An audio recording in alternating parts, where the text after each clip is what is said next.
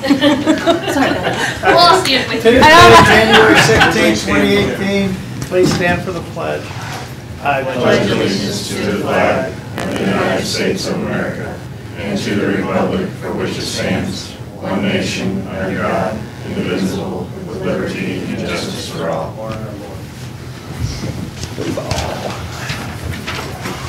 Minutes and reports received. 5. None. Commissioner Committee Liaison reports, upcoming meetings, events.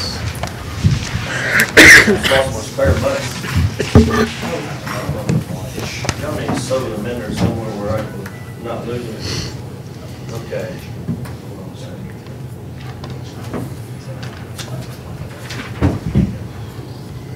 We got MAC board meeting tomorrow, Solid Waste Management District. We got a large grant fund workshop. Campbell was supposed to be tomorrow's Home Builders Association dental membership meetings tomorrow night if y'all want to go. I'm sponsoring it, and we got a public works coming out there talking about their on-site wastewater treatment systems. If you want to go, let me know so I can RSVP for you.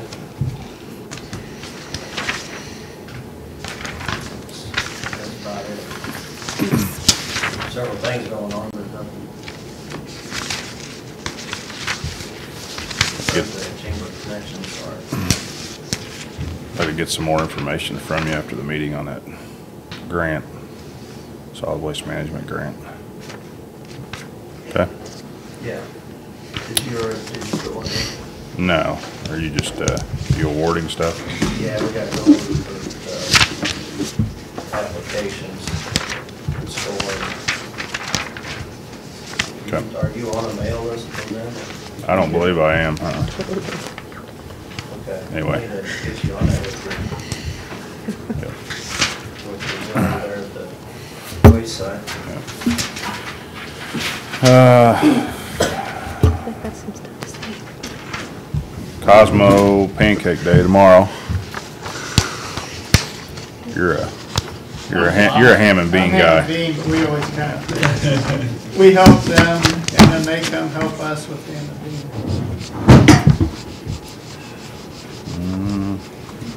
Pretty light. That's it. It's good. Stay inside and stay warm. Yeah, I know. I've got Cap Region Board meeting tonight. Lieutenant Governor Parson at 9. Thursday, they're going to chamber ED meeting, I think 7 or 7:30.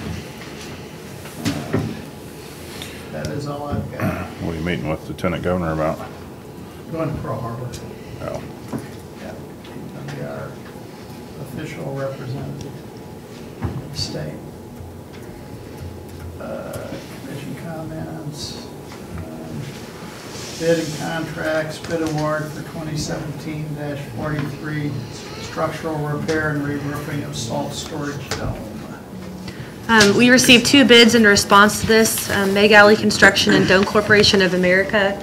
The bid was written such that Dome Corporation would be doing the structural repairs in either scenario. You can see the total cost at the bottom. There's not a whole lot of price difference. I think $421 is the difference. You'll notice the difference between if there were any panel replacement costs they didn't see at the initial inspection. Each panel, Big Alley was quoted as about $200 more than through Dome Corporation of America. So we have a local presence bidding on it. That is a little cheaper, but at the end of the day, we really don't know what that would end up looking like number-wise. That total, she's got a total project cost down there. That's the way it stands as of right now. If they do end up having to take out some more panels, it will cost more money, but we're not really going to know that until they actually take the shingles off of it.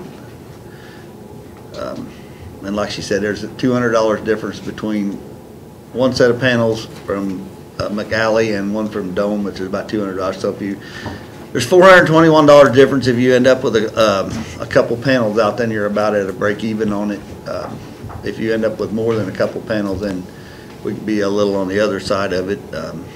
That's why we kind of brought it up to you guys and let you actually make a decision on which way you want to go or not go. So are we getting a third bid or not? Pardon me? Did we get a third bid? You said something about a local, Oh, McAlley, he's right here. He's actually a local contractor Okay. here in town. I usually put that on there, sorry. so is a panel basically a 4x8 sheet of plywood or what? They're all different sizes. Some of them are 10 by 10, some of them are 4 by 4. They're kind of built on angles and put together to bring it, the dome all back together. It's kind of like an arch. So at the bottom, they're a lot larger. At the top, they're a lot smaller.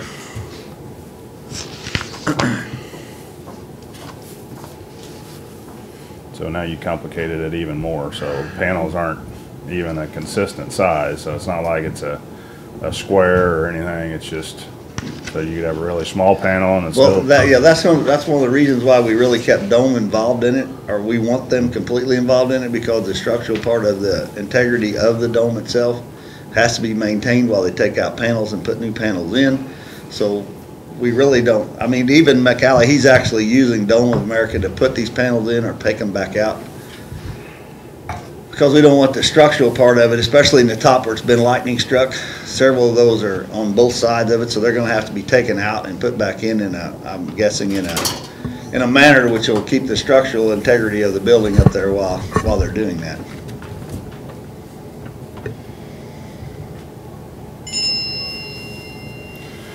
So, maybe you could explain to me what you're calling a panel. I mean, is it a prefabbed panel that goes in there that's, because I just thought it was Yes, typical like a truss with plywood on it. they are prefabbed, structurally designed.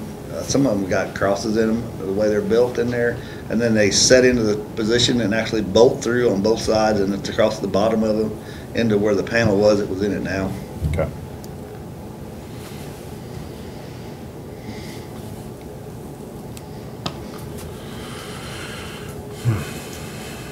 You guys got any questions?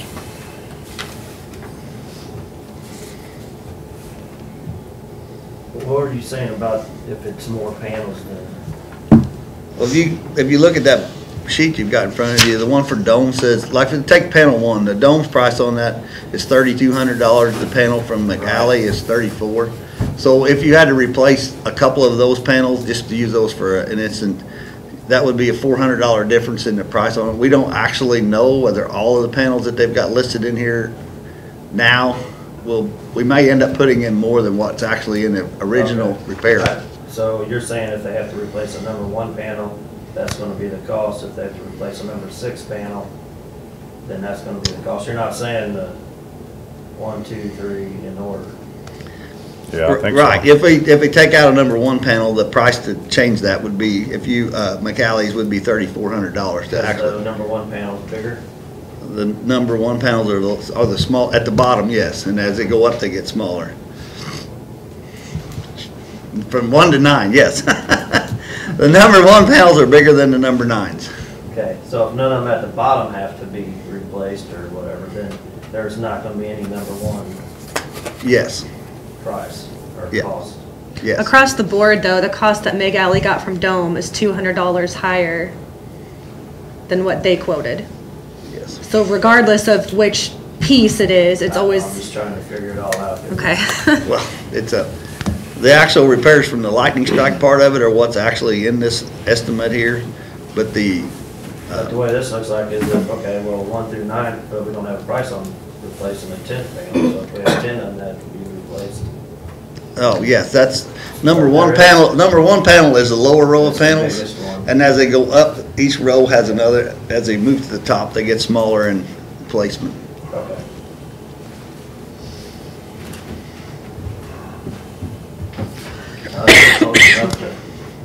I'd be fine with going with the local. I would too. So your guys' recommendation, or? They punted it on us. Send it back to them. Well, that's why we brought it up here for you guys Yeah. to make that decision one way or the other. We're just telling you that in the long run, if we end up taking out 6 more panels than what we've got estimated in the original, then you might end up with it cost a little more than it would have the other way. That's one of the reasons why we brought it up. I think it's close enough. But he's a nice guy, he'd probably, He is, he's a nice guy. He is, So was- Mr. Patterson's doing the siding on that building. Missouri Builders is doing the shingles, so, and then Dome America's doing the actual panel replacement.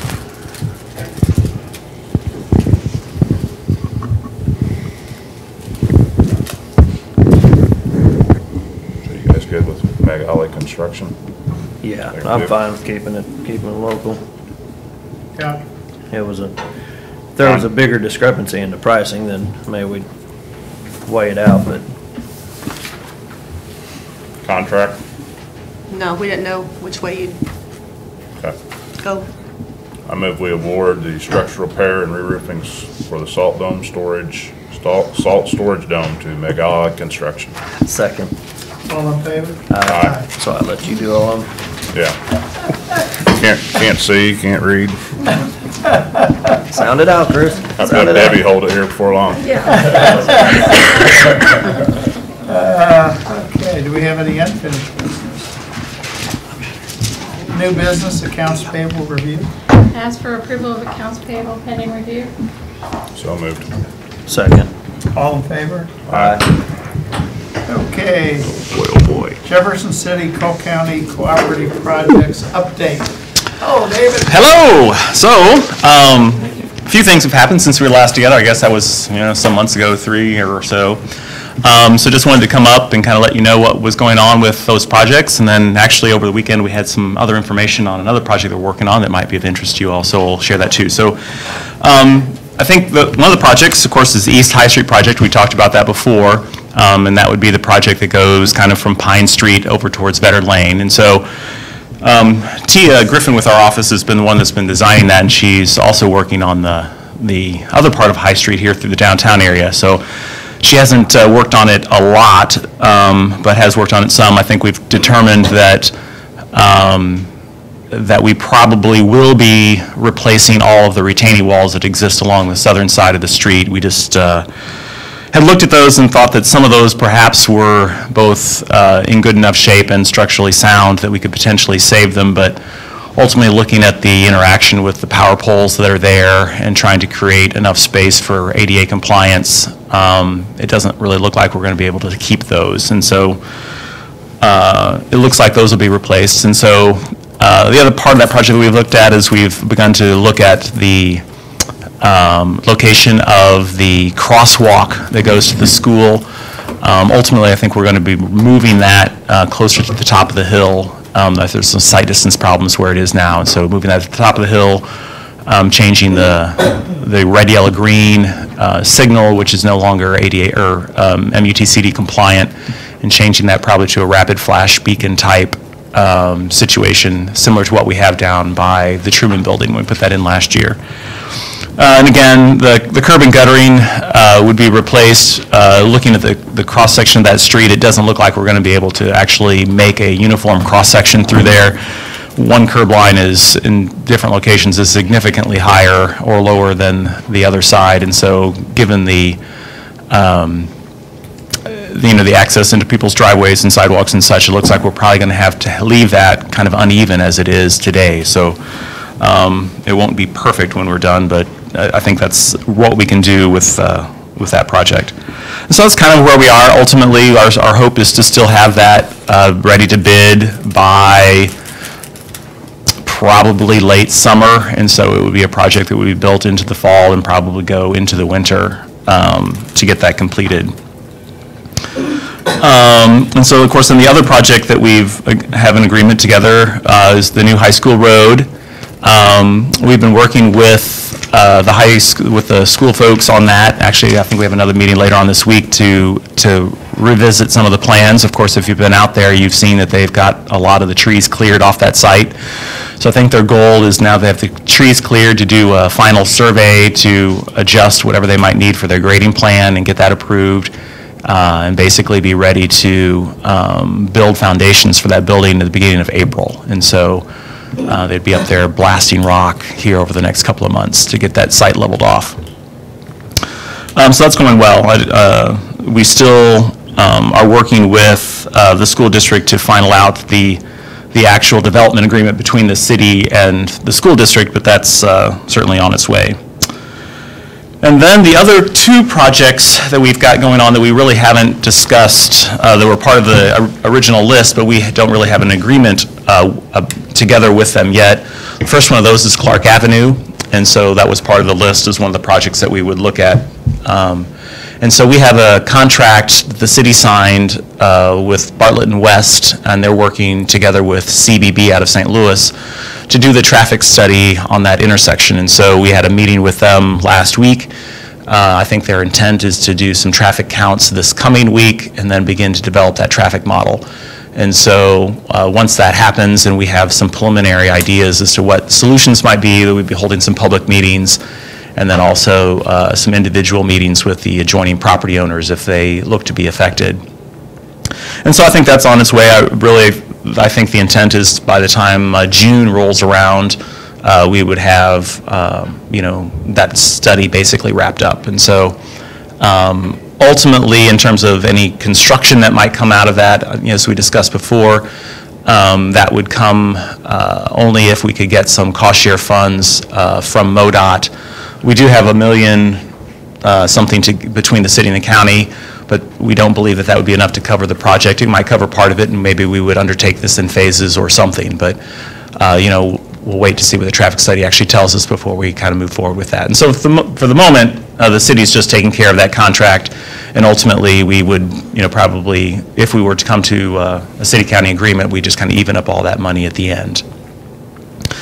And then the other project that the city, we actually, at the very end of December, we sent out an RFQ to begin the design or reconstruction of the Dunklin Street Bridge, so right there by McKnight Tire. And so that project, again, was on the list of city-county projects. And so since we have some money that we would be able to pay for the engineering contract or the design contract at this point, we thought there's no sense in waiting and trying to rush that at the end. We might as well go ahead and give the consultants enough time to do a good job with that. So we sent out that RFQ, and those are due back to the city on the 26th of January. And as it just turns out, we heard verbally from MoDOT, actually Matt his relatives of some sort work over in the bridge division at MoDOT, and evidently they have come across or have done another evaluation of that bridge, and it's not good.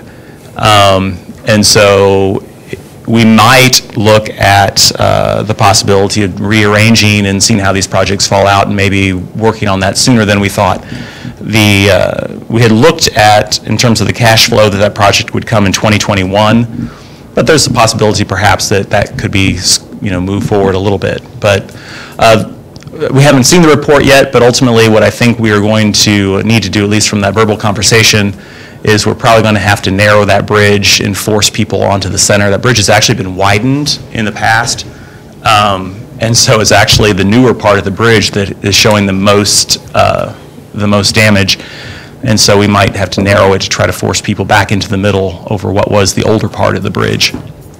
And so I think MoDOT was recommending that we actually evaluate that bridge more regularly, just to keep track of what's going on there. So ultimately, I think perhaps as we move through these projects, we might begin to think about the possibility of being able to maybe do that project a little sooner than we thought, depending on how everything shakes out. So in any case, that's really kind of where we are with the projects. And so I think everything is kind of on the same schedule. Perhaps the East High Street has slid back a few months more than we thought it might in terms of being able to get that to bid.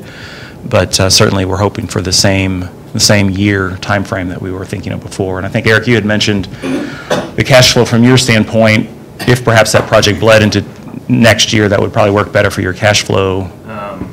At one time, we were getting a little tight, I think we're fine now. Okay. Let's talk about the Dublin Street. Oh, sorry. Cash flow wise, we have the East High Street project in the budget for this year, so we could expend those funds, pay our half to the city anytime this year. If David, if they need to rearrange some things, I think we could rearrange, let's say Dunklin Street turned out to be a emergency type situation. It sounds like you're getting ready to bid later in the year on High Street anyway, or maybe push to the next year. So, I mean, we can rearrange if we need to. Right, right. Yeah, I don't think that we would move the High Street. I mean, we've kind of got that in the pipeline. So it would really, just looking at the cash flow, you know, the way I had it kind of arranged, in 2019, we would have about a little bit over $2 million that's just sitting there. And so, you know, but that might not be enough to cover the entire Dunklin Street project, but maybe there would be a little savings somewhere else that would make up the difference, and perhaps we could scoot that forward. But you know, as the months go by, we'll have a better idea where that High is. Street, are you talking about trying to do that after school's out?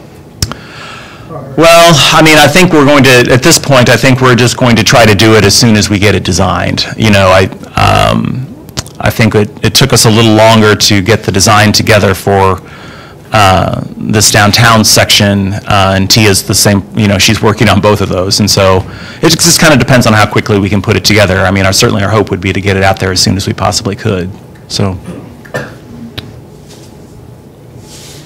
And then one more thing, we don't have city-county cooperative agreements on Dunklin Street or Clark Avenue. As David said, they're going to pay for the engineering up front on Clark Avenue, the engineering / traffic study. And then that'll just be evened out when we do have an agreement ready to bring to the county and the city.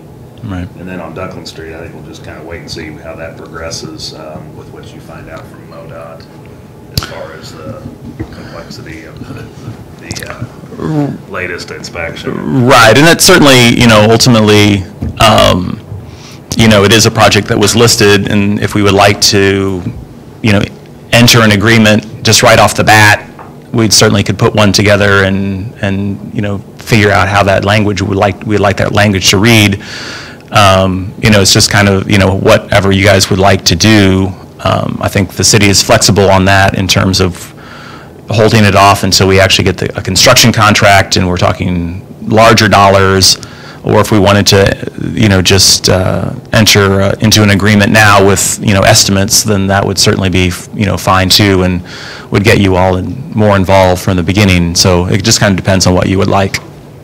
Do something with the bicycle lanes. If you're gonna narrow that bridge, you know, like on Capitol Avenue, you got everybody riding in the middle because those bicycle lanes got them totally confused. Yeah, on Dunklin, I mean, I think what we're thinking of doing is probably narrowing the bridge by using just those white tubular markers. And so ultimately, you know, they're spaced every 5 feet or so, and we're at least imagining that the bicyclists would just ride right through them, so. So Eric, you said something about Dunklin and MoDOT. I mean, is MoDOT involved in Dunklin Street Bridge? MoDOT, Okay. they do Bridge ratings. bridge inspections on Okay, all so city that's, bridges. but not financially, it's just the inspection part of it. Correct. But they could come and say, they could make them close it. Right. MoDOT could do that. Right, because right now it's load posted. 2 years ago, it was load posted to 30 tons. And from this conversation, of course, we haven't seen any paperwork actually, but the MoDOT folks seemed concerned that it had deteriorated drastically since their inspection 2 years ago.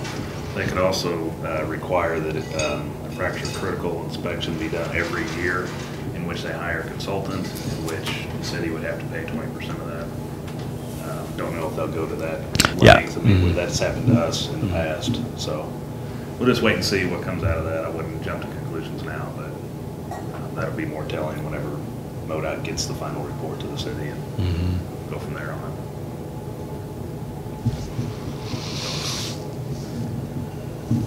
That's a little concerning that you know, they want to restrict it to 30 tons, because I'm sure there's some tractor trailer coming through there with McKnight Tire and Fechtel's and all those. Right, I would think that Fechtel's probably has the heaviest trucks going over there on a regular basis. Of course, trash trucks and all sorts of things are, Sure. you know, are going there too. So, yeah, I mean, certainly it would seem as if they're going to want us to reduce or put a lower posting on the bridge, perhaps, and also narrow it to what they're seeing as the stronger section. You've got Prairie Farm and Coca-Cola too. There's a lot of trucks Mm-hmm. that use that part of Dunkirk. Mm-hmm. Okay. Well, let's wait and see what the inspection says, and if we need to move that up or push that forward or speed it up, I guess we're flexible too. Yeah, yeah. Mm-hmm. So, What we may have to do is, budget-wise, we don't have it right now because it's committed to High Street. We may have to have an agreement that says that we'll pay our half in next year's budget or something. That's kind of what we did on High Street Road, or High School Road. Right, right. And the city wouldn't be in a position, I don't think, to do both. anything until 2019, probably. At the very earliest.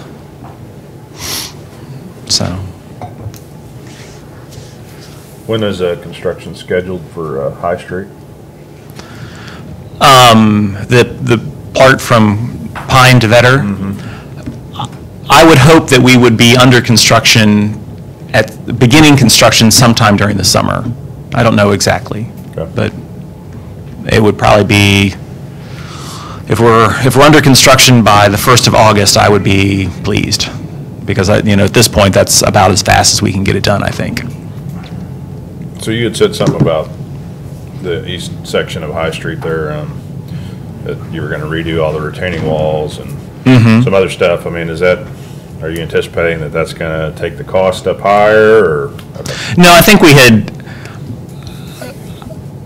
that the number that we had estimated, the 1.7, I think that had included those, the walls when you first initially put that number together. And then I think there was a time that we were kind of thinking, well, maybe we can make this a little less expensive if we save some.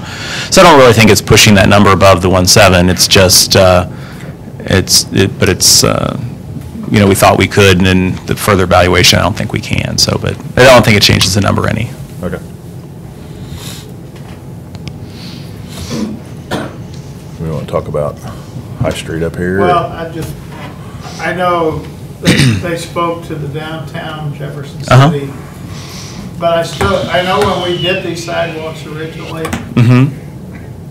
the property owners paid part. And I don't think that's, I don't think that's ever been made clear. When we're doing these, is the property owner are we gonna get a bill? No, the repairs, yes, I think when the project was originally done 15 years ago, whenever it was, I think the property owners did participate in the cost of that, I think. That was before my time, but this go around, the city is going to, cover the costs of all the repairs that are done. And so the only exception to that is in the regard to if you have heated sidewalk panels in front of your building and want those back, then that cost would be on the property owner to repair those electric or heating panels or heating elements.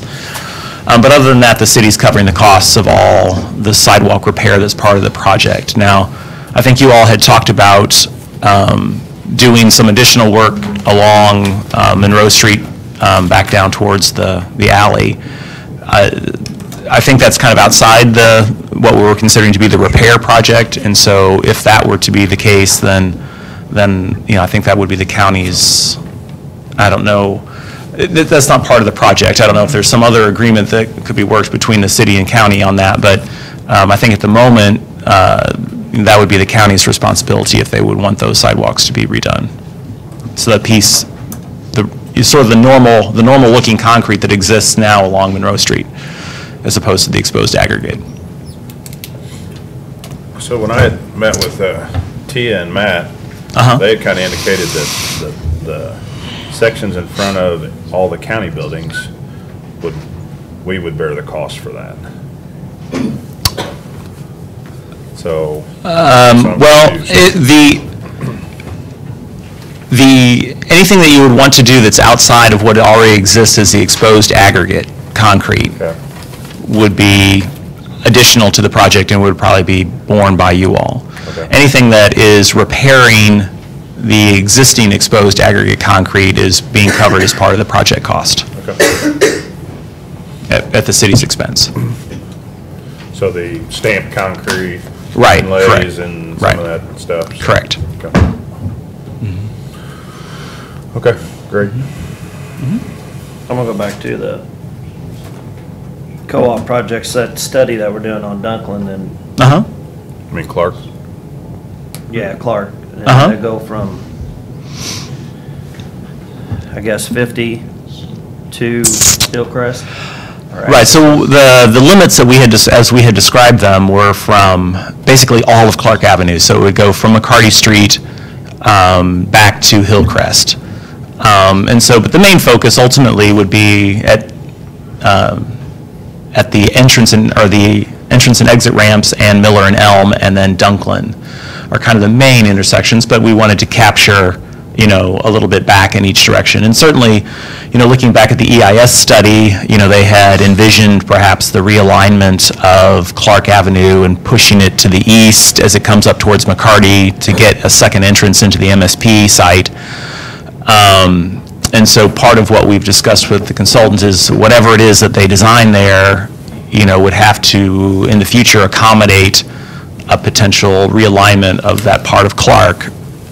We don't know if that's going to happen anytime in our lifetimes, but, you know, we didn't want to preclude that. And so that was part of what's been discussed with the consultants. But otherwise, I mean, the main focus is really at Elm, the entrance and exit ramps, Miller, and Dunklin.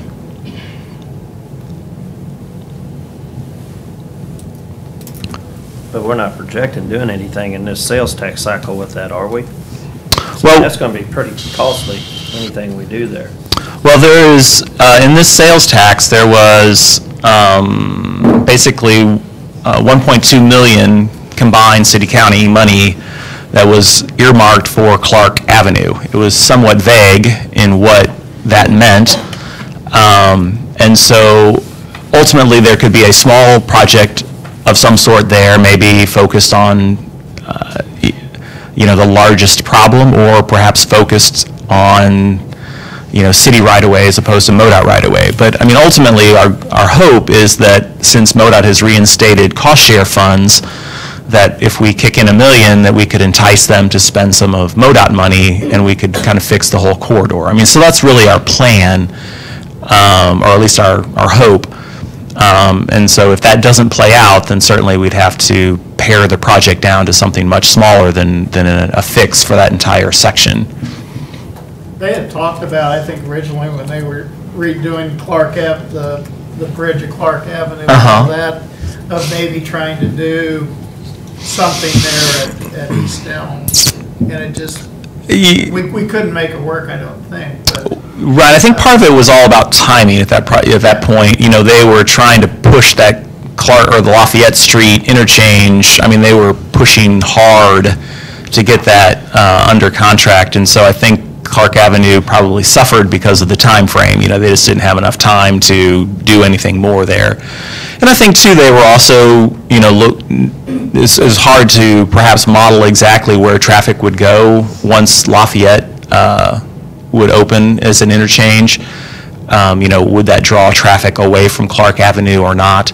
And so part of the study is certainly to begin to count that traffic and see, you know, how many cars have we pulled off of Clark, or or has the traffic pattern not really changed? And so that's, you know, one of the first questions that we're going to try to answer.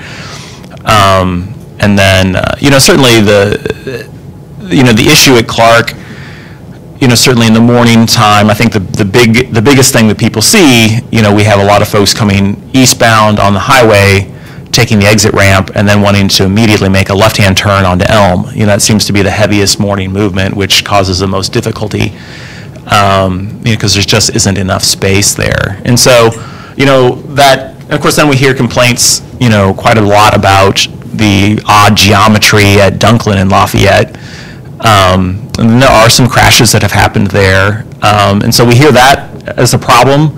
What the solution to that is, we're not really for sure, hoping that, the traffic study certainly could, come up with some solutions for that intersection. So those are probably the two intersections that we hear the most complaints about. But, we're trying to look at this as a whole and what is the solution, for that whole intersection and corridor between McCarty and Hillcrest. So, ultimately, we should have some idea, probably by the end of next month, about some preliminary ideas. Of course, the consultant has already sketched up a few things, that are possibilities that are just based on, some of their general observations. And perhaps the biggest questions, are, would the public accept fewer points of access at those intersections? Namely, would there be a way of entertaining, closing off one of the outer roads, whether it be Elm or Miller, or one side of Miller, or one side of Elm, or what it would, what would that be? Would someone be willing to accept that? Because that kind of influences the design. And so certainly, once those traffic numbers come back and we see, how that problem is expressed through that study, then certainly those discussions are going to happen. If you could change where they go up to Eastland, if you actually had a straight road going down, I think you'd probably get a lot more people going up to Eastland and then coming back. But that's such a cockeyed. Right. Yeah. Elm Street is. Right, and so there are a lot of folks that the Highway Patrol's down there, the big state office buildings are down there, so there's a lot of folks who are trying to get there, at 8 o'clock in the morning, and so like you say, yeah, going all the way up to Eastland, if I'm coming from the west, even though I have to fight my way through an oddball intersection, I might do it, because it seems so much further the other way. Did we carry forward the railroad spur from the last sales tax into this one, or is this in this one, or? We carried our funding from last one into this one. Okay. David Right. said you're gonna use different. Right, the city is going to use some general fund money for that, rather than the shared half-cent capital improvement sales tax joint project money. So the city has essentially spent all of our old sales tax money, and so it's all gone. And so, but yeah, so the rail spur, I think you guys still have 200,000 or 250,000 of the old sales tax designated for that project, but the city is just going to use general fund money. Do we know if that's moving forward at all? We had an agreement we got from Union Pacific. That has been reviewed by Jill, primarily a little by me, and sent back to them to get their comments. And it's at UP right now. So. Good. And including I keep the getting the insurance. emails on it. I think I've gotten 3 emails from, You got it about the insurance. yeah.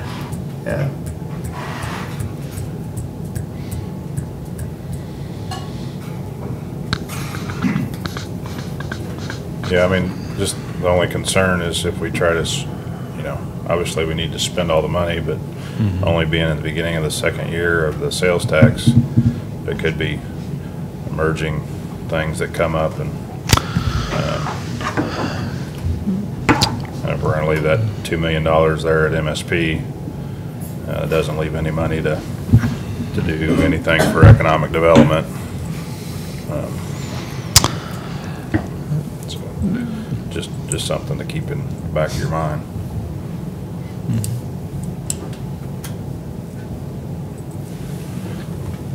I'm not sure the 1.2 million to touch that Clark Avenue stuff.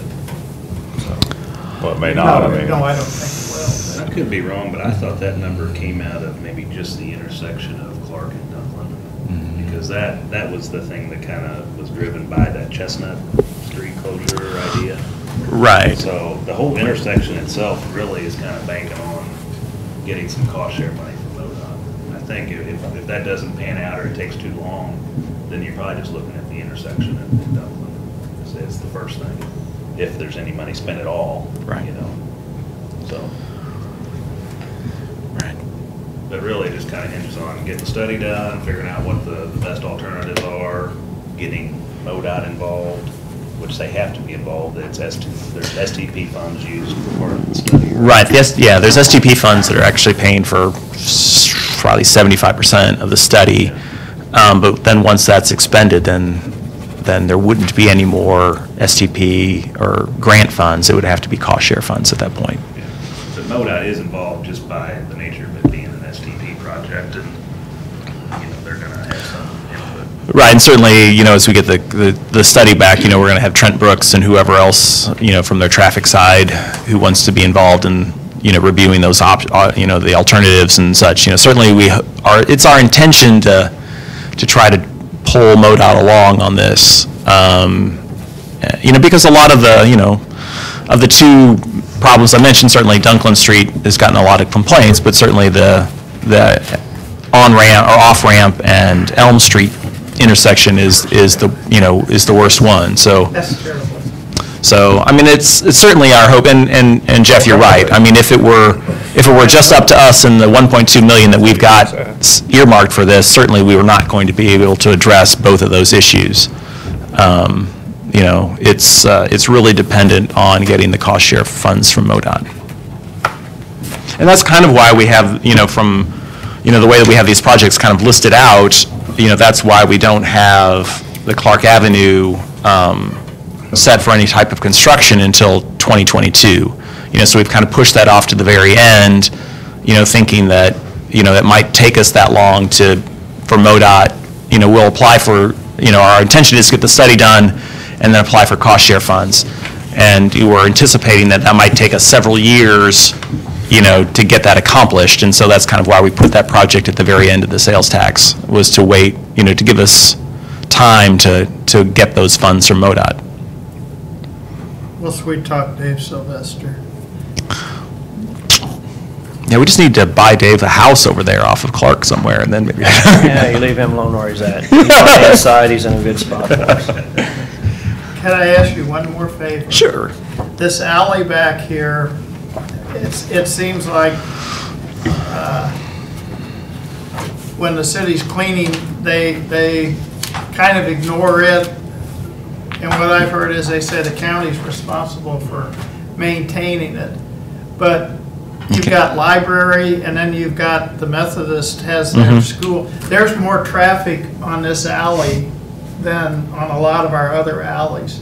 And we've had people fall, and I got a call from one, I guess last winter, because they say, oh, the county's liable. And I said, no, it's a city alley, or way. So, right. But just whenever you're doing the alleys, if you could. Why'd they fall? Huh? Why did they fall? Because they were nice. That's because it's wintertime. Yeah. But, it's nice. when You're you- gonna fall it's on nice us. when It you send happens. it to the city rather than. Dumps to us. That's stupid. So when you say cleaning, you mean snow cleaning? Yeah, Yeah. just the snow, it's, Uh-huh. I think there's a little misunderstanding that maybe, this part Mm-hmm. is ours. And we try to clean some of it, but there's a lot of traffic on that. I'll tell you what, when you see them picking up their kids. Traffic, they're parked there. Picking up They kids. park there, and it gets in the way. You can't even make this turn out of here. Yeah. So don't let them park there. You want to eliminate some, That's Problems. That's a city issue. I know you want to push it all off on Don't the want to city. make the that's fine. Methodists too mad. Well, I'll talk to Talk Britt to the big guy and his upstairs, guys, so it and we'll don't see. matter. Oh. So, well, I'll talk But to. but it's, that alley gets a lot. Sure, sure. But it kind of worries me when people are falling. All right. We gotta play nice with each other. You gotta ask them what kind of shoes they're wearing when it's wintertime. Yeah. That's the first question. Wearing tennis shoes, or are you wearing high heels? High heels? Yeah. So I guess, before I go, would you all like for us to sort of move forward on any other agreement type language for either the Clark Avenue or the Dunklin, or we just want to wait and, because the city's the city's already moving forward with those contracts, and we can certainly just leave it that way, but if you all would like to have that more official between the city and the county, we can certainly put the paperwork together, to make that so. It just really kind of depends on what you would like, and Sounds like Dunklin might be more critical. so, I mean, if you would want, we could, we could work on, putting some agreement language together for that. Because ultimately, we'll have a contract, the RFQs are back, I think, on the 26th of this month, and so we'd probably be looking at a contract going through the city council probably in March sometime, so if we want to sort of make that a joint effort at that point, that might be a logical time to do it. But if not, the city's prepared just to sign that contract by itself, and then we can even it up later.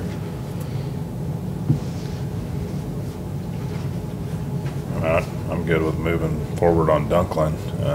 Obviously, I'd like to see or I'd like for some of our staff to see the results of the bridge inspection. And then also, I think we'll just wait on the traffic study to see where we're at on Clark Avenue. Okay. We might not even be able to do part of it, and so maybe we have to, if the overall scope, really drives, even Sure. a portion of it, I mean. Right. Yeah, I mean, that's. Sometimes you can't bite off a little bit at a time, you gotta do it all at once. Right. Right. So certainly between those two, Clark is probably Dunklin Street is, pretty obvious that we have to replace the bridge. I mean, the solution is obvious, and so, but Clark is a little bit more vague. I agree. So, okay. Okay. We can do that. All right. Sir. All right, thank you all. That's it. Thanks, David. See Good to see you. Sunday. You weren't there. No, what was I doing? I was taking down the set for the little theater production on Sunday, so I missed out. We went to see that. That was good. Yeah, I think it was really nice, so. What's gonna happen if you just shut off East Elm Street? I mean, to me, that would make the most sense right there, because you got two intersections. That's almost as bad as the BMW intersection out in Wardsville. And that would be the way to shut that one down, is you get rid of that East Elm, talk to MoDOT and have them bring another off-ramp onto that Vetter Lane. Hopefully that'll be what the traffic study kind of maybe Yeah, make some suggestions there. They've come up with some interesting ideas. One is actually to slide another through lane under the bridge and actually sort of bypass the interchange with a slip ramp coming off of the highway onto Elm Street to the east side of the bridge. They've also talked about a couple of other things that are kind of interesting. That'll be cheap. Well, I don't need a traffic study to tell you that. Yeah, we can do that. so. That'd be a great place for one of them diamond interchanges. Bring that up. Diverging diamonds. Diverging diamonds. Diverging diamonds or Yeah. converging diamonds? That's not bad. So yeah, the consultants have come up with some pretty interesting solutions. Of course, we don't know quite what the process is. So. Hey, David, you brought us good news about the sidewalks, so you're in good shape. Thanks. Thanks. See ya. Thanks, David. You bet. Okay. Signing of the prosecuting attorney's. No, small cooperative grant stuff, isn't it? No, I think them attachments are in the wrong place. Them attachments are supposed to be down on the small On the community. agenda. Okay. We have the coconut and I got signing of prosecuting attorney's. Okay. memo. Yeah, them attachments are just attached, because I was looking at those too. And they, Here's the MOU that Bill produced and Mark signed. I mean, we can jump to theirs and get them out of here. It don't matter. Okay. We may look at doing that stuff too, rearranging the agenda Yeah. next time we get these guys out. Okay. Okay. They get to watch us enough. Okay. We have another MOU. Mark would like to add another a full-time attorney, and he will pay the salary, social security, loggers, and health and life. So,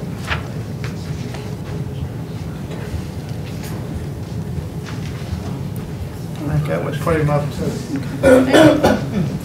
6 or 7 attorneys. You know, and I'm just not sure about this.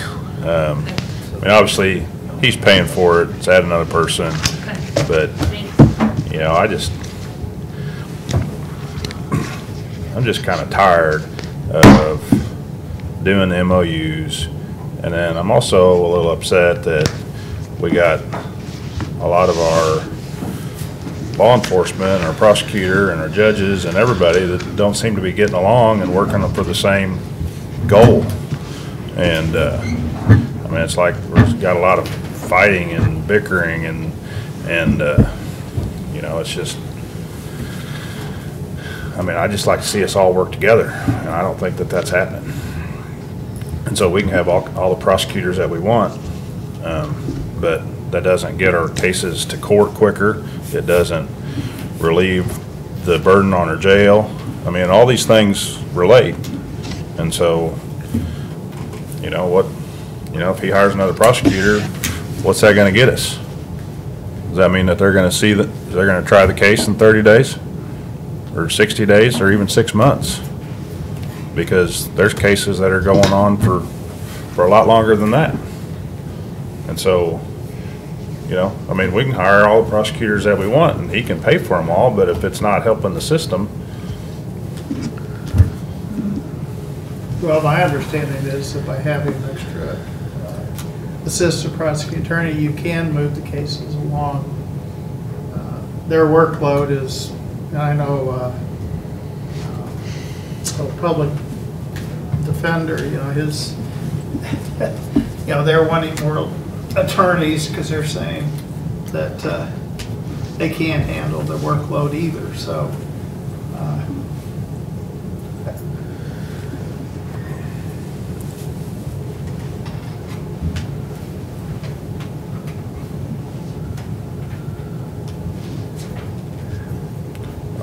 I mean, I get the premise. I mean, hire more people, you're gonna get more done. Well, we've hired more people. Are we getting more done? Are we just being less efficient?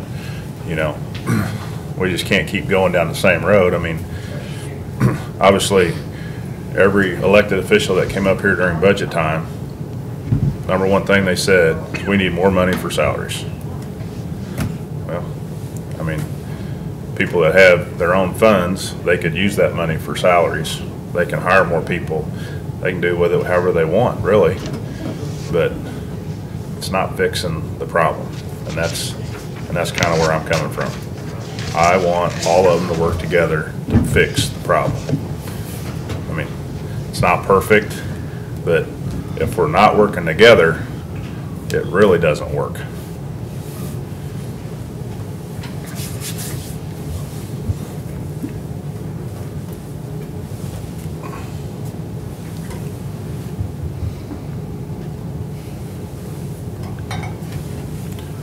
I'll shut up and let you guys talk.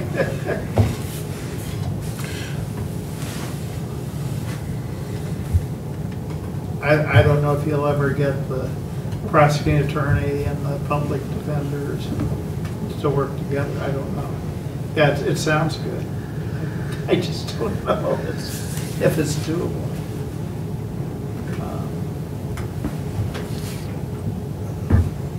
I'm not really talking about the prosecutor and the public defender. I'm talking about the sheriff, and the police, the prosecutor, and the judges. I'm talking about all of them working for a common goal, which is to keep citizens of Cole County safe, but also to speedily get people to trial, either convict them or kick them out.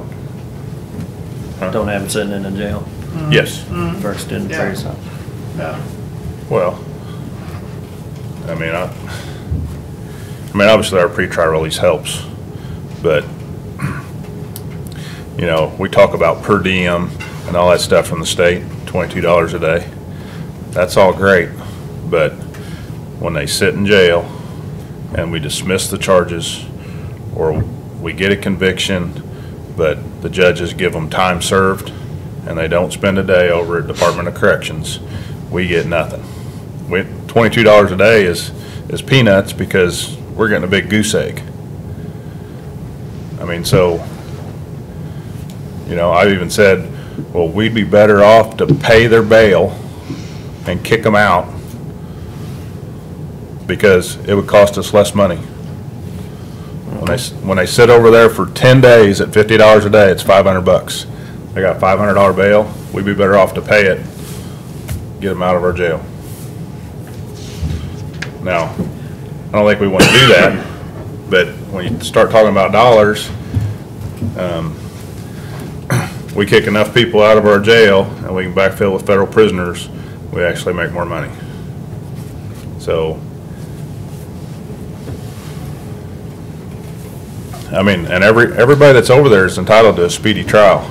And I've even said, can we ask for a speedy trial for them? Because that would benefit us.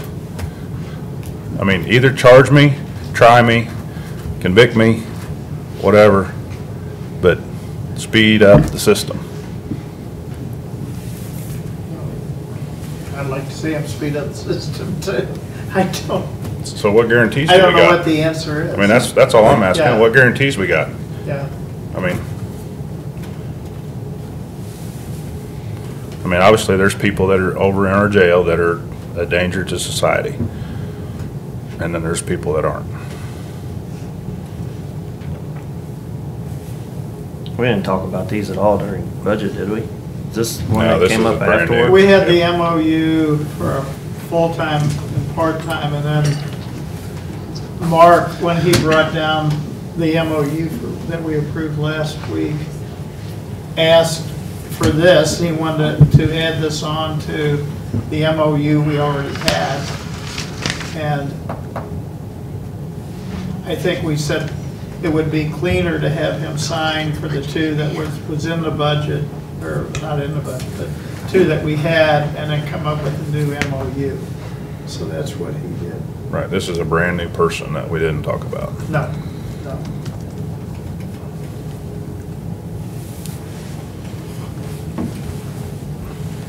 I mean, we don't have to vote on it or sign it today. We can kick it to next week and think about it too. Well, I'll bring up something along the lines you're talking about. So the public defender can't keep up, right, Sam? That's what they're saying statewide, yeah. Okay.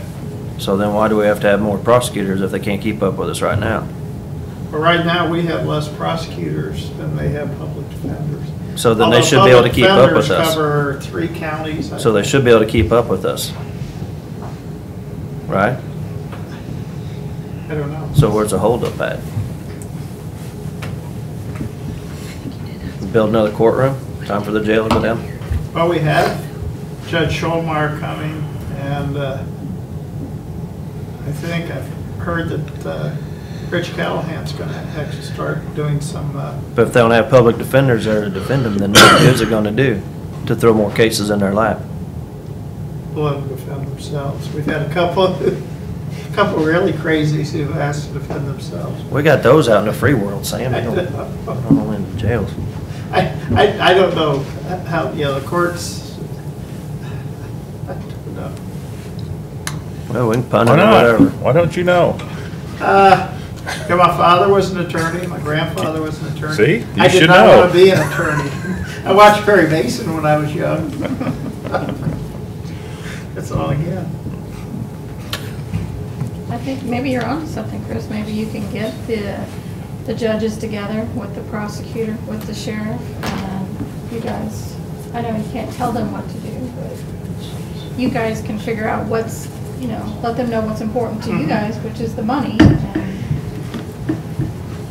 Well, It can't what's hurt. important to everybody. I mean, Right.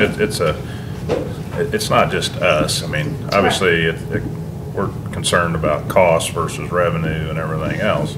We see the money side of it, but, with JCPD and the sheriff and the judges and the prosecutor, I mean, it's gotta be a joint effort. Right. And so, You know, obviously if we can minimize our costs, but, you know, to just throw more people at it is kind of like throwing more money at it. And what's the plan? You know, what's the plan to get these people to court quicker, to get them through the system quicker, to get them back out into society? You know, just that whole plan. And how are we going to do this? And you know, is this really going to make a big difference? And I'm not opposed to doing it, but I just, you know, it's just like throwing more money at a problem doesn't always fix the problem.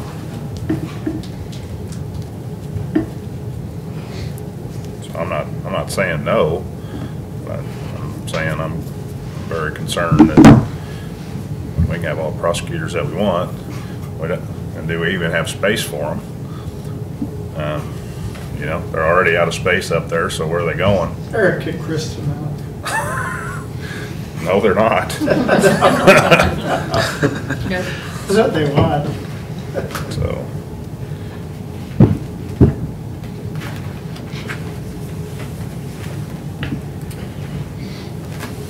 Anyway, so I'll defer to you guys. If you want to go for it, go for it. I'm just not sure about it yet. But we can table it and think about it more. I don't know how quickly Mark wants to hire this other attorney. I think, you know,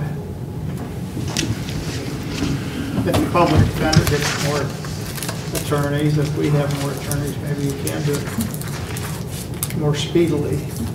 But maybe we should meet with, that's a good idea.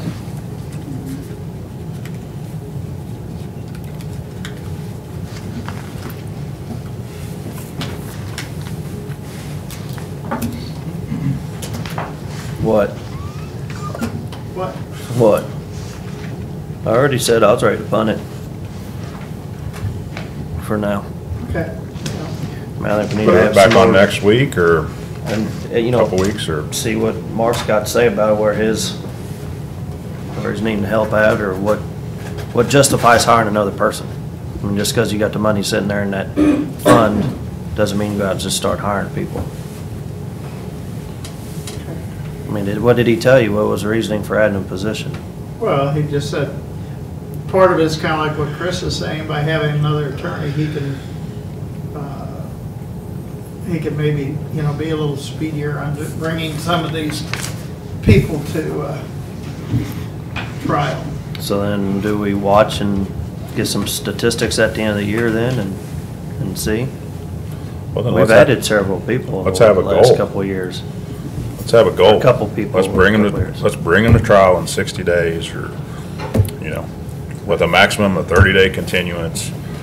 You know, get them in the system, get them through, get it done. There's But- Judge Joyce, we should, It's probably But no if the different than defender- the drug court, you know, how they get together, and then all the common good for all of them, what the ultimate goal is, you know. That would be. I just think we need to I'm- talk to Mark and put it Okay. off for a couple Okay. weeks. Okay.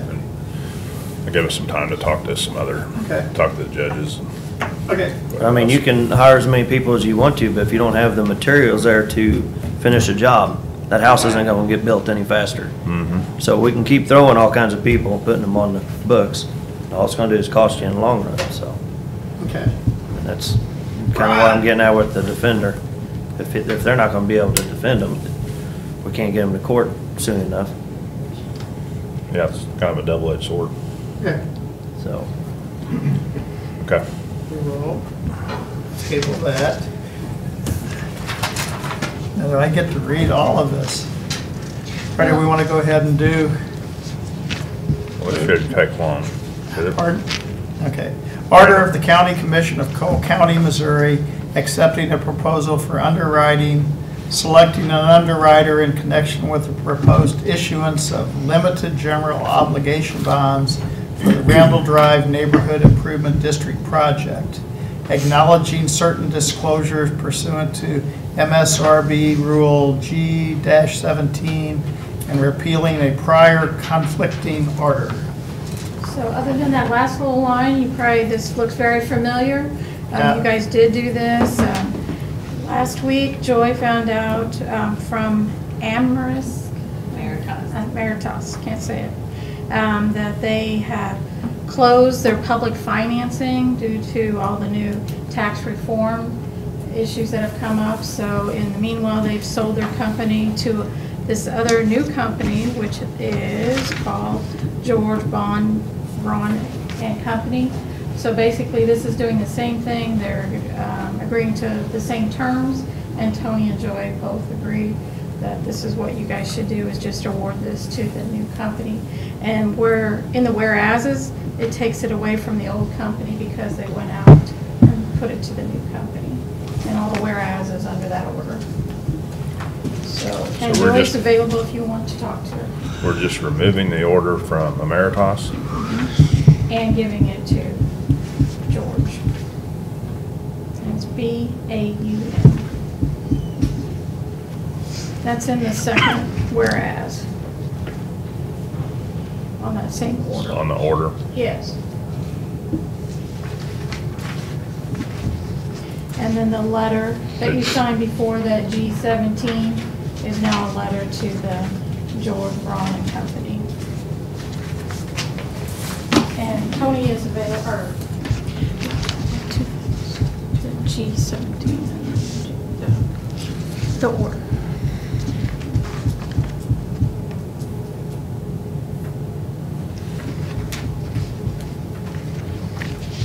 This was just changing the name, Yeah. Right. It's because they sold and, right, they but they sold. kept, everything's gonna be the exact same. All right.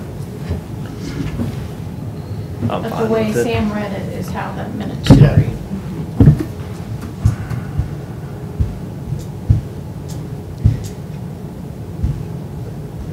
Did Jill review it? No. Okay. I just changed the name. Tony did it. Tony's the one that Okay, came up okay, with Oh, it. yeah, okay, she's- right, she's our legal. Yeah.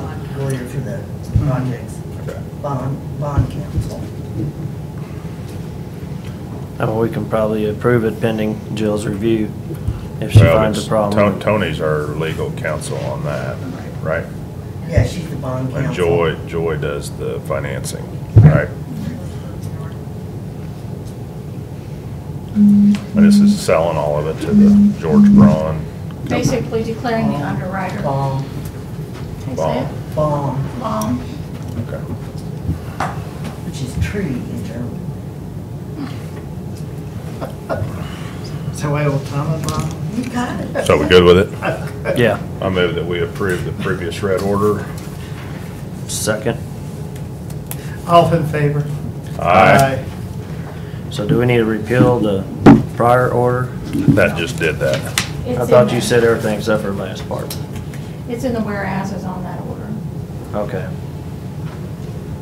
So the motion will read up until the semicolon. It won't No. say and repealing a prior conflicting order. No, what I said is, what he read other than that last part was, you've heard that before.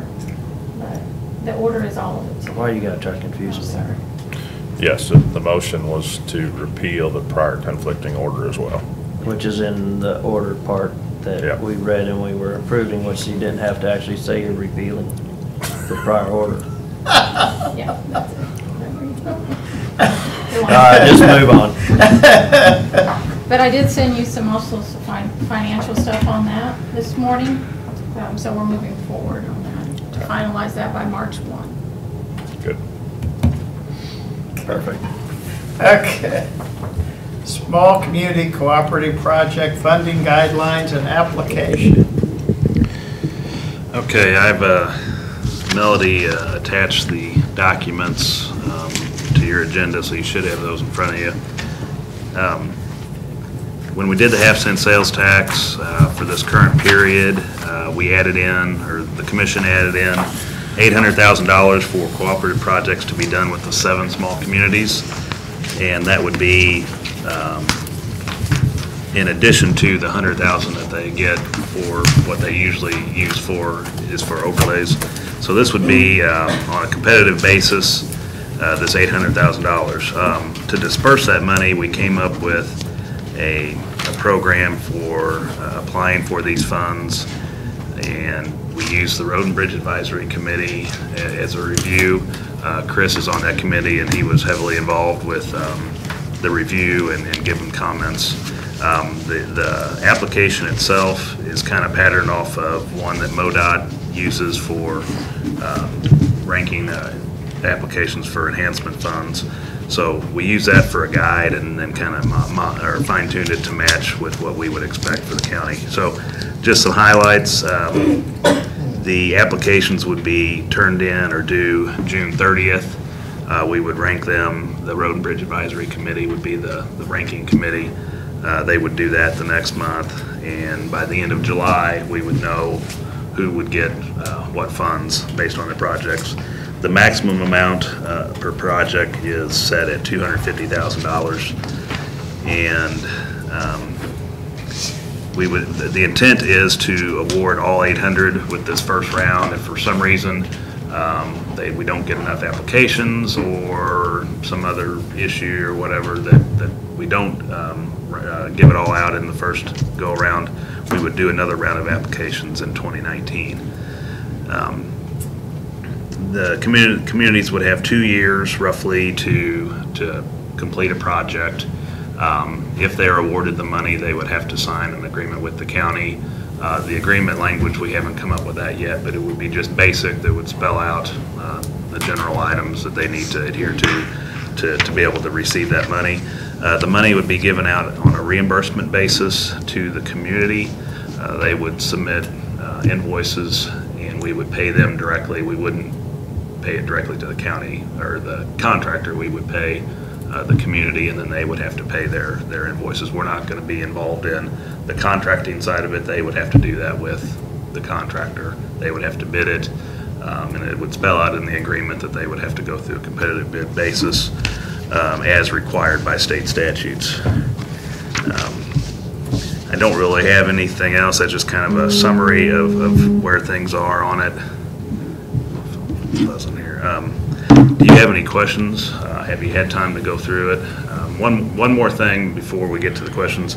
We will do an informative meeting with the communities in the next few weeks. I don't have it scheduled yet. I wanted to get through this and get the go-ahead, the okay to go ahead with this from the county commission first. But is there any questions you have about anything on this? Does it say anything about what kind of skin they're gonna have in the game on them? What does that weigh? Does that? If you look on, I got 6 pages on the application and. G, local funding match. Okay. It doesn't require that they put in a set amount, but it is required that they list what they're able to provide to match to the project.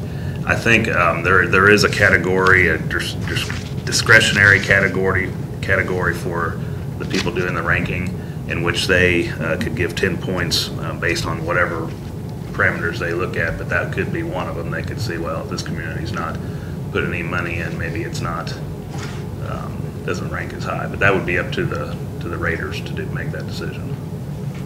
We didn't feel like we should penalize some community because they didn't have, some communities might not have any money to put towards a project, but it still would be a worthwhile project. So we kind of went a little bit back and forth on that one. The idea is that they would be a joint partner, but not everybody's going to have the capability to do that, we think. So we didn't want to necessarily penalize them for not having that funding. Okay, do you have anything in there about if, say we get to the end of the money, or say we have a bunch of them that are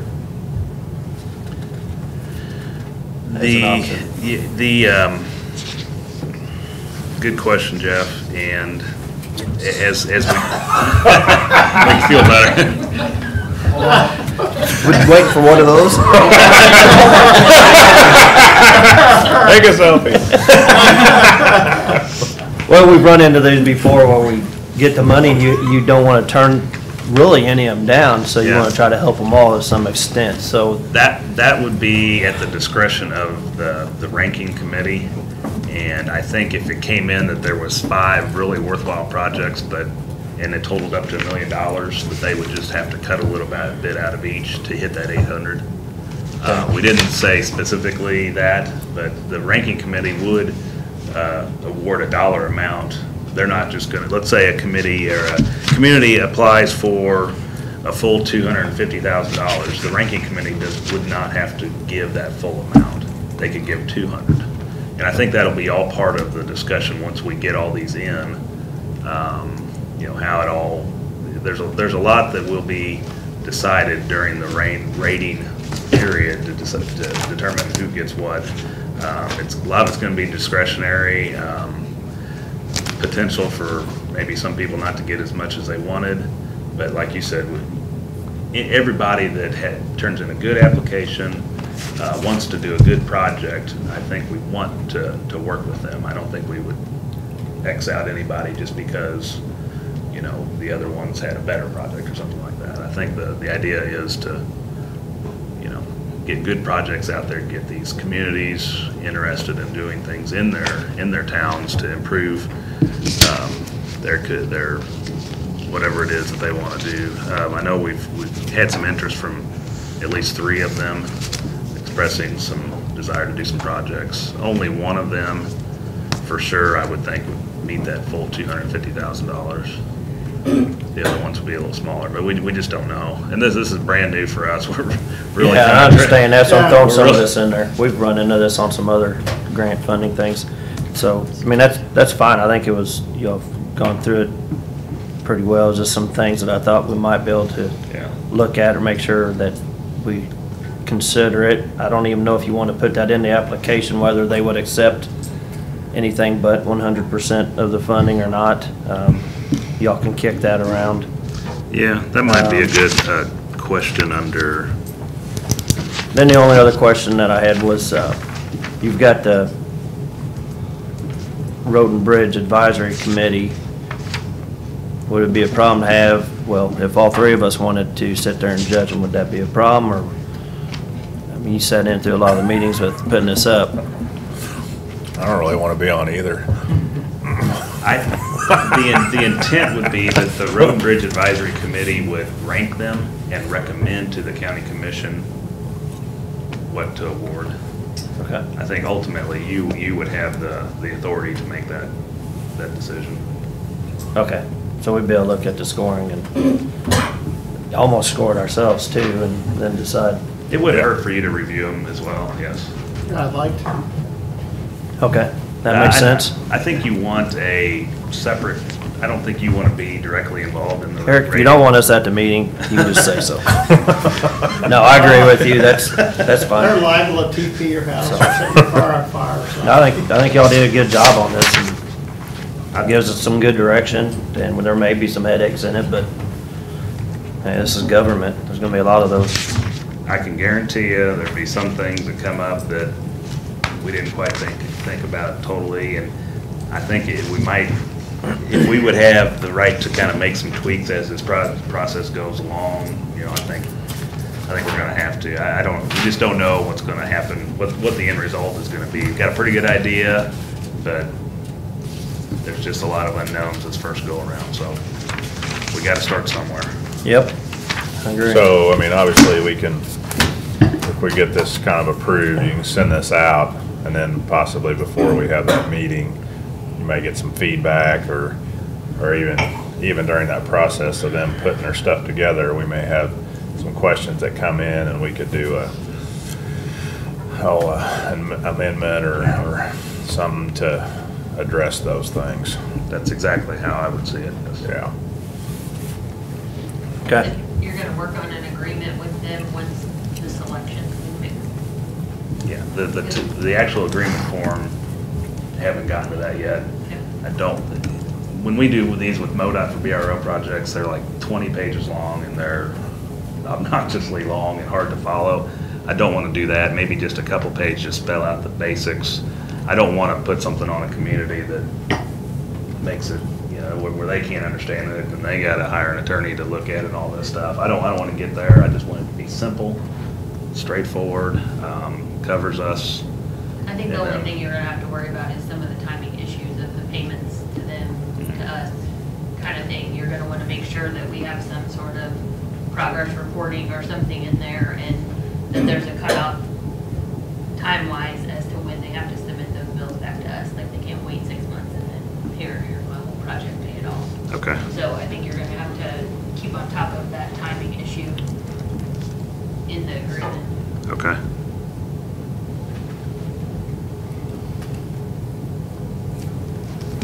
And I haven't had Jill look at this, but I gave her a copy and I'll. Went through it, it looks good to me. Yeah, we'll keep in touch with her, and especially with writing the agreement, we'll make sure that she's involved with that. Yeah, I think the goal, we had a lot of conversation about it. We'd like to do something with every community, but obviously it's gotta be a worthy project, and obviously we don't wanna if we got 3 great projects at the 250 level, then that almost eats up all your money, so. So let's go back the other way. What if you are you gonna have a minimum criteria? Say it's gotta hit at least a 30? Or else you just say, look, none of these really rise to the surface. Let's wait a year and reapply. I don't know that we came across that yet, but obviously if they don't hit enough points, probably it shouldn't get awarded a project, but I would think that we would probably look at that, the Road and Bridge Committee, and just kind of see, maybe establish a minimum, like you said, but. And it may not run into anything at all, even remotely close, and they may all be. Yeah. You could not hit a couple of the criteria and maybe not get any points in those specific areas, but still be a good project just overall. So I think it's just gonna be kind of. But in the end, if we look at them, we don't think it's worth it. Right. And it's still scored the highest, we can say, well, we don't wanna put any cooperative money towards any of these projects and just. Right. Deny them all, so, okay. Right, yeah. Yeah. Some type of a bridge that doesn't really impact a whole lot of people or something. May not be beneficial to the whole community. And there is a component of this that one of the criteria is, or one of the categories for ranking, local community, I'll just list them: local community impact, safety impact, long-range plans, applicant experience, application clarity and completeness, and discretionary. So local community impact, long-range plans, those are, is it part of a bigger project that they see? Does it impact the whole community? Is there a safety component to it? There's a lot of those that I think, the good projects will be flushed out to the top, and the ones that aren't so much will be down at the bottom. I think it'll flush itself out pretty good. Greatest good for the greatest number. Yeah. So the thing is, we just don't know how many are gonna apply, or community's gonna turn in multiple projects.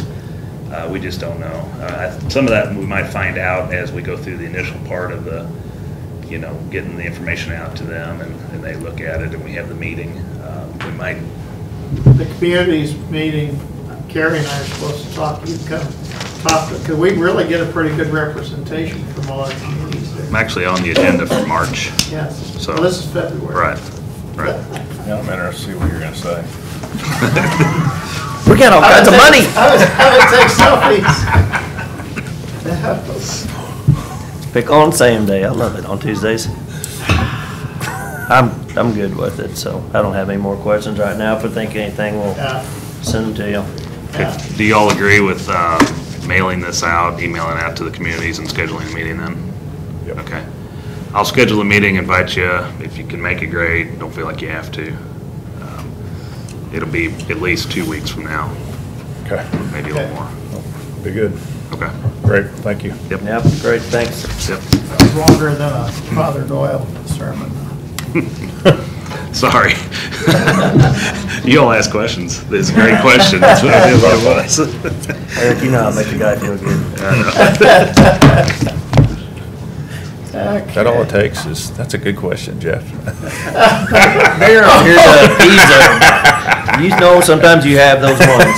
That's a great question. Even though somebody over there just asked it 5 minutes ago, I'm gonna ask your question again because you had to sit here and ask a question. Now, You gotta walk away. I wanna hear after somebody that. say, that's a stupid question. That's a stupid question.